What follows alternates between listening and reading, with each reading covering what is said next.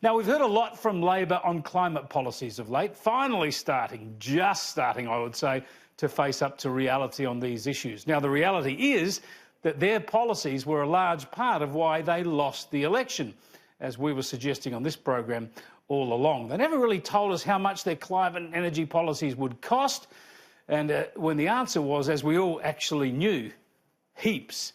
Former Labor leader Bill Shorten has even dusted himself off now and answered a couple of questions on this, and he didn't have much to say on the costs of his policies, just on other costs. I do think that the cost of climate change is mounting every day. And I think that the problem is that this country, under the current government, isn't doing enough on climate change. And unfortunately, rising emissions levels prove that's to be the case.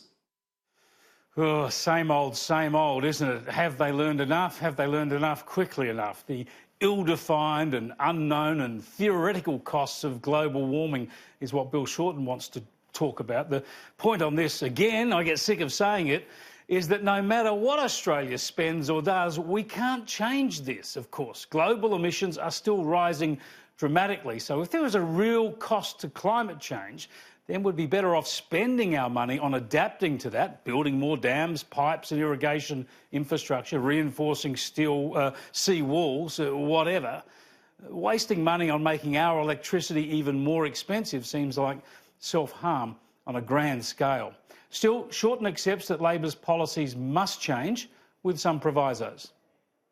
But I want to promise the millions of Australians who voted for Labor in the hope of real action on climate change that Labor wants real action on climate change, but specific policies, well, that's the prerogative of people to review.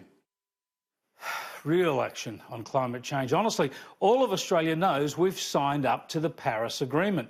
All of Australia knows that the renewable energy push and other measures have cost us a bomb. They still hurt us badly at home and in the broader economy, and they are not changing the climate in any way, shape or form.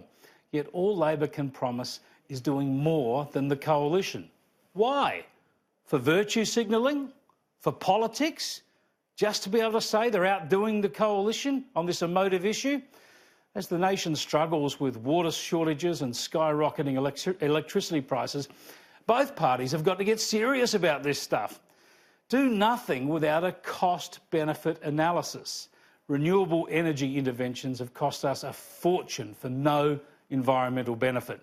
Dams and pipelines allow us to store and better use water for the benefit of people and the economy.